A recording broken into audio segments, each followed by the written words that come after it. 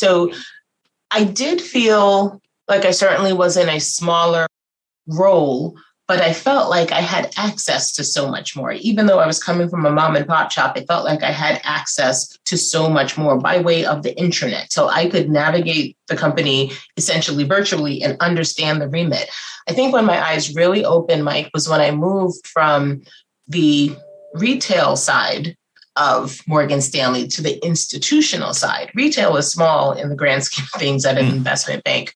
Once you get on the institutional platform and you have access to this broader view and all of the different products and services and ways in which the company shows up, that's when I feel like the real transition happened. Like that first step felt like it was like a half step and something that I was anticipating. Switching over to the institutional side where I stepped into more of the unique disciplines of finance and accounting is really when my eyes opened up. And I thought, wow, from a professional experience, I had no idea that these were options for roles. And I'll talk a little bit about what those roles entailed. And then from a service provider, what Morgan Stanley offers the globe, I couldn't appreciate it being on the retail side, even navigating the organization through its intranet. There's a separate intranet for the institutional side of it. So I started working on things like parent company accounting, where you are responsible for managing investment in sub and equity at the subsidiary level. That then nicely dovetailed into a role in Treasury controllers, which admittedly, I didn't love that role. It was probably one of my least favorite.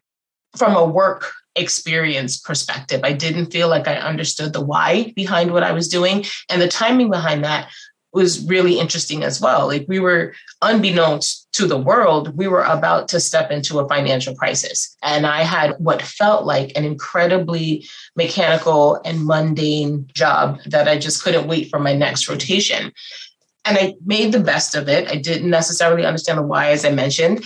And so it was important for me to, while I spent time in that space, to go ahead and engage with the folks that we were supporting in the role. So I reached out to our traders and got a better appreciation for why what we did mattered and how it impacted their day job. And that was incredibly helpful in shifting how I thought about the role. Therein lies the importance of relationship. And the relationship was not about teeing up our banking partners to make sure that they extended our daylight overdraft. It was about establishing a relationship to each of our treasurers at the business to help them understand what lack of forecasting looks like, what the implications are for the company, but more importantly, helping them to understand what we do and that we're here to support them. So I want to be one of your first conversations when you're thinking about your next big cash transaction.